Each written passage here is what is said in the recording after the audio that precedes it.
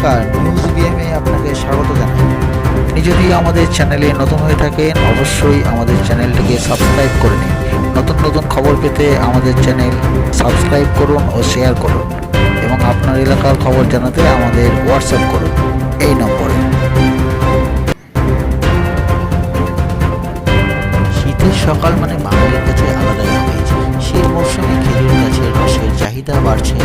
বাঙালির প্রিয় খাবারের মধ্যে খেজুর রসও রয়েছে তালিকায়। তাই সারা রাজ্যের তুলনায় মালদা জেলাতেও এই খেজুর রসের চাহিদা বেশ।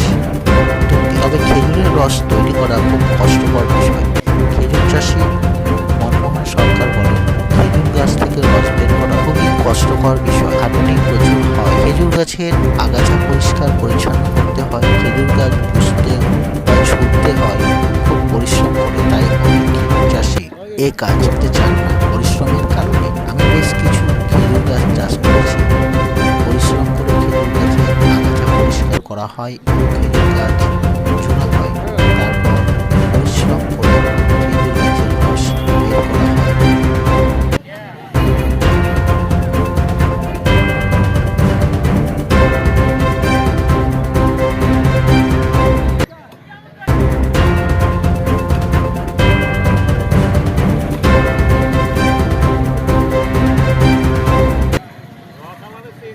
বাজারে খেজুর রস কত করে বিক্রি করলেন? 10 টাকা গ্লাস। নিজেই গাছে উঠি, নিজেই কাটি। শুধু গুড় না, খেজুর রস না, গুড়ও বিক্রি করি আমি। গুড় বাড়ি থেকে শেষ হয়ে যায়, অরিজিনাল গুড়। হ্যাঁ, দামে হয়তো একটু বেশি, কিন্তু গুড় যা দেবো তাতে অরিজিনাল। হ্যাঁ, কত করে বিক্রি করছেন? 400-500 টাকা কিলো। শুকনো একটা 500। আর এই যে রস কত করে বিক্রি করছেন? রস ওই তো 40 টাকা লিটার, 10 টাকা গ্লাস। আমি নিজেই কাটি, নিজেই আমি। হাড়ি রস হলে এখানে আসি, বেশি হলে এখানে আসবো না, সেদিন আমি বাড়িতে দাম দিই। এই কত করে বিক্রি করছেন বলে? ধরেন যে ওই হাড়ি 400-350 এরকম যায় এক হাড়ি। তা কীরকম লাভবান হচ্ছে? আছে গাছ কাটা মোটামুটি খাটনি খুব প্রচুর, খুব ভরে যাওয়া লাগে, তো আছে মোটামুটি হয় আর তো বাজারের চাহিদা কেমন আছে? বাজারের চাহিদা ভালোই আছে, যদি নিয়ে আসি ভালোই ভালোই বিক্রি করে শেষ করেই যাই। আপনার নাম? আমার নাম মনমোহন সরকার। বাড়ি হাসদা পাম্পের পার্শ্বে, অপর পার্শ্বে, মানে পশ্চিম সাইডে আমার বাড়ি। কি কিনলেন? এটা খেজুরের রস নিলাম। হ্যাঁ, গ্রাম থেকে নিয়ে এসছে, খেজুর গাছ থেকে কেটে। শীতের সময় এটা খেতে বেশ ভালোই লাগে। এখন এমনিতেই পাওয়া যায় না, হঠাৎ হঠাৎ পাওয়া যায়, যে কেউ খুব কষ্ট যেহেতু গাছটা, তো মাঝে মাঝে কেউ কেউ নিয়ে আসে। যাই হোক, খেতে খুব ভালো লাগে শীতের মরশুমে, তাই কিনে নিয়ে যাচ্ছি, বাড়িতেও সবাই খাবো। কত করে কিনলেন? 10 টাকা করে গ্লাস। গ্লাস আমি বোতলে নিয়ে যাচ্ছি একসঙ্গে। 40 টাকা লিটার। খুব ভালো লাগছে নাকি খুব খেতে? ভালো লাগে এই শীতের সময়। শীতের সময় সকালে খেতে বেশ ভালো লাগে। আপনার নাম? অমিত সিং। শুক্রবার সাত সকালে ভয়াবহ পথ দুর্ঘটনায় এক লরি চালকের মৃত্যু হয় এবং তার অপর একজন গুরুতর আহত অবস্থায় মালদা মেডিকেল কলেজ ও হাসপাতালে চিকিৎসাধীন। শুক্রবার সকালে ঘটনাটি ঘটেছে পুরাতন মালদার মিশন রোড এলাকায়। পার্কিংয়ের পাশে 12 নম্বর জাতীয় সড়কে একটি লরি এবং ডাম্পারের মুখোমুখি সংঘর্ষের ফলে ঘটনাস্থলে একজনের মৃত্যু হয় বলে জানা গেছে।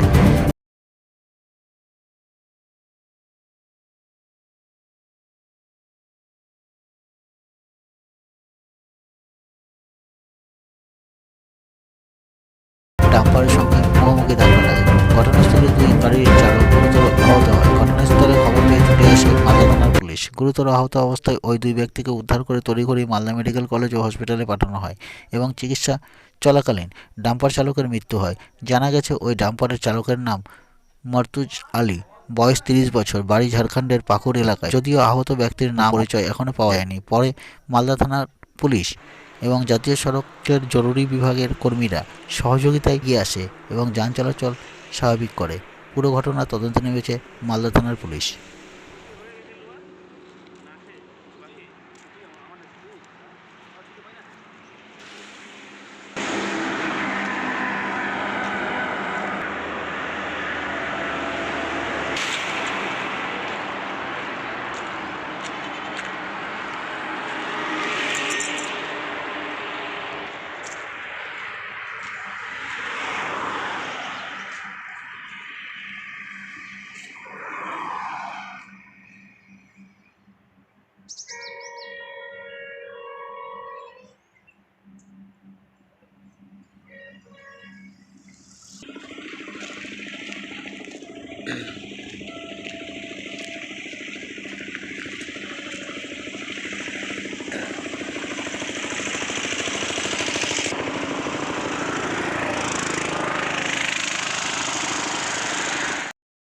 একটা ডাম্পার 18 চাকা ওই তোমার মালদা থেকে গাজলের দিকে যাচ্ছিল, আর গাজলের দিক থেকে মালদা দিকে যাচ্ছিল।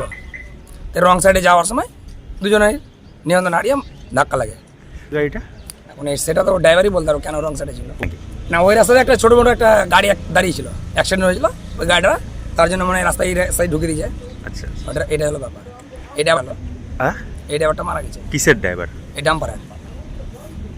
কোথায় বাড়ি কিছু জানা গেছে? ড্রাইভারের বাড়ি শুনলাম পাকুড়।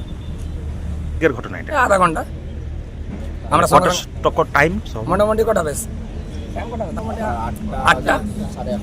আমরা এসে সঙ্গে সঙ্গে বের করলাম, বের করে হসপিটাল পাঠালাম। অ্যাম্বুলেন্স এসেছিলো, ক্রেন এসেছিলো, আমরা বের করে পাঠালাম। ওলমালদা থানা এসেছে। আচ্ছা মনে করছেন ওটা আবার ঘুমের চোখে, ওটা যে অ্যাক্সিডেন্ট হয়েছিল ওটা ঘুমের চোখে অ্যাক্সিডেন্ট হয়েছিল। কোন অ্যাক্সিডেন্টটা? মানে ওই প্রথমে যেটা যেটা প্রথম সকালবেলা যেটা হয়েছে ওটা আমরা উঠাচ্ছিলাম, আমাদের ক্রেন আছে আমরা উঠাচ্ছিলাম। ওটা রাস্তায় একটু হালকা জাম ছিল, তো ওরা আবার এটা মাতবরি করে এটা রং সাইডে ঢুকে দিয়েছে গাড়িটা, এই গাড়িটাই সেটা এখন এসে অ্যাকশন করেছে। এই হলো ব্যাপার। এখন কি পরিস্থিতি? এখন ওরা সব ক্লিয়ার করে দিয়েছে।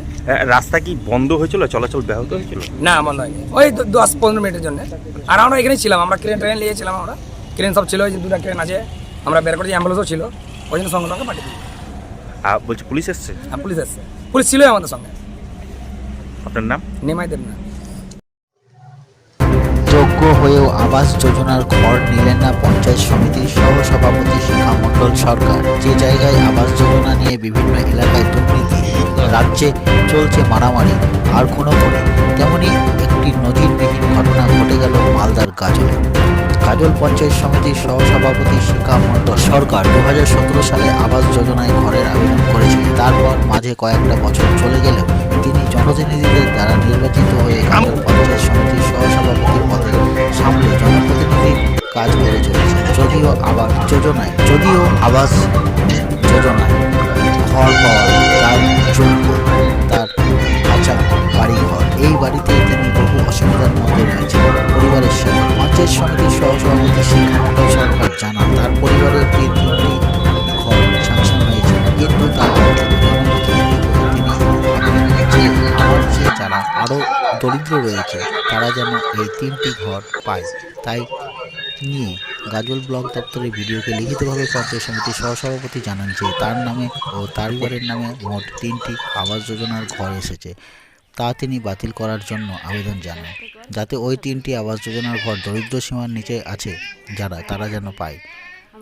গাজলের ভিডিও সুদীপ্ত বিশ্বাস বলেন, একজন সত্যিকারের প্রাপক হিসাবে পঞ্চায়েত সমিতির সভাপতি ও তার 2 আত্মীয়র নামে আবাস যোজনার নাম নথিভুক্ত হয়েছিল, কিন্তু পঞ্চায়েত সমিতির সহসভাপতি শিখা মণ্ডল সরকার বলেন এই ঘরগুলো তাদের না দিয়ে যারা গরিব রয়েছে তাদেরকে দিয়ে দিলে ভালো হয়। পুরো বিষয়টি লিখিতভাবে তিনি জানান। শিখা দেবী পঞ্চায়েত সমিতির সভাপতি মোজাম্মেল হোসেনও জানান, পঞ্চায়েত সমিতির সহসভাপতি শিখা দেবী ও কৃষি কর্মাধ্যক্ষ মহবুল আলম আবাস যোজনার ঘর ফেরত দিয়েছেন।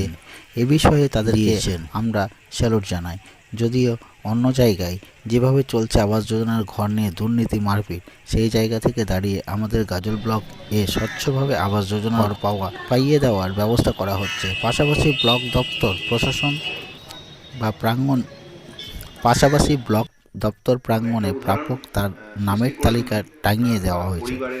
গাজল ব্লকের পঞ্চায়েত সমিতির সহসভাপতি শিখা মণ্ডল সরকার ও পঞ্চায়েত সমিতির কৃষি কর্মাধ্যক্ষ মহবুল আলম তারা তাদের নামে আবাস যোজনার ঘর ফিরিয়ে দিয়েছেন, সাধুবাদ জানিয়েছেন এলাকাবাসী। কোনো গরিব মানুষ পায় তাতে ওনারা খুশি হবেন, এটা মানে শিক্ষণীয় বিষয়। ওনাকে দেখে অনেকেই আমরা শিক্ষা গ্রহণ করলাম, খুব ভালো লাগছে আমাদের।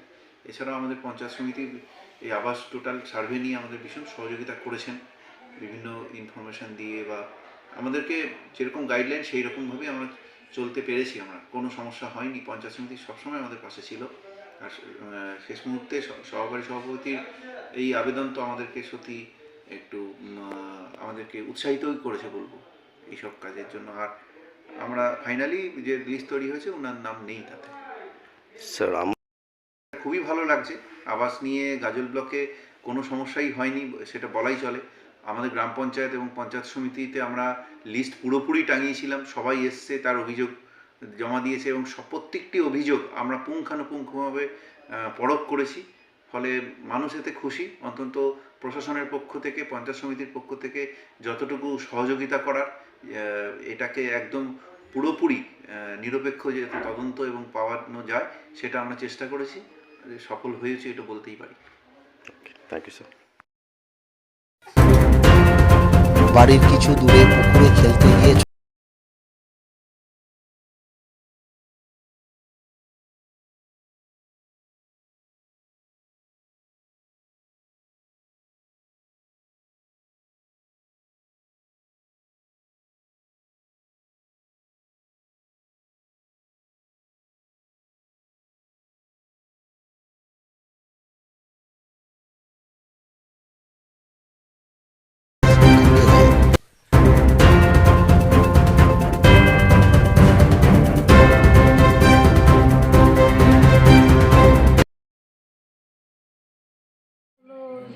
পুকুরে মানে আমি বুঝতে পারিনি পুকুরে গেছিল যে ও পুকুরে কি করতে গেছিল? পুকুরে ও খেলা করতে করতে চলে গেছিল। কোথায়, বাড়ির পাশে? হ্যাঁ বাড়ির পাশে। তারপরে বাড়ির পাশে যে হলো ওখানে নেমে ও আমি তো ছিলাম না ওখানে, যে আর নিয়ে এসছে। তারপরে কিছুক্ষণ পর বলছে হাতটা ফুলে গেছে, ফুলে যে এই জায়গাটা কালো হয়ে গেছিলো। কালো হয়ে যাওয়ার পরে তারপরে আমি রেখে ওকে দেখালাম, দেখার পরে সোজা নিয়ে চলে এসেছি। কোথায় নিয়ে আসলেন? গাছে। এখানে চিকিৎসা চলছে? হ্যাঁ চিকিৎসা চলছে। কি মনে হচ্ছে, ধারণা কি? ধারণা কি কিসে কামড়িয়েছে?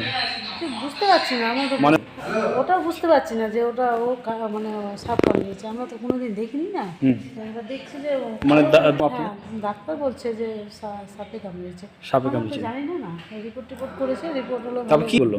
ও বলছে সাপে কামড়িয়েছে। সাপে কামড়িয়েছে? হ্যাঁ। হুম। শিবম ঘোষ। শিবম? শিবম। শিবম? হ্যাঁ। শিবম কি? ঘোষ। ঘোষ। হ্যাঁ। বয়স?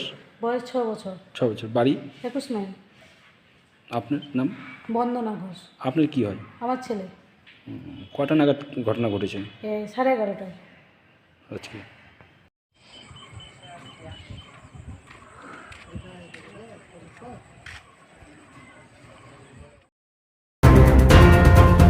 গোপন সূত্রে খবর পেয়ে ব্রাহ্মণসুগার সহ দুজনকে গ্রেপ্তার করল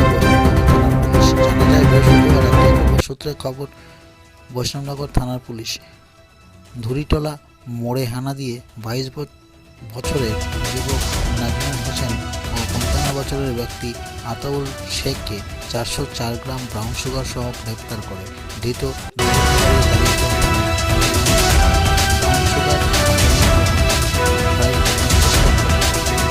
ধৃত দুজনকে মালদা জেলা আদালতে তোলেন বৈষ্ণবনগর থানার পুলিশ।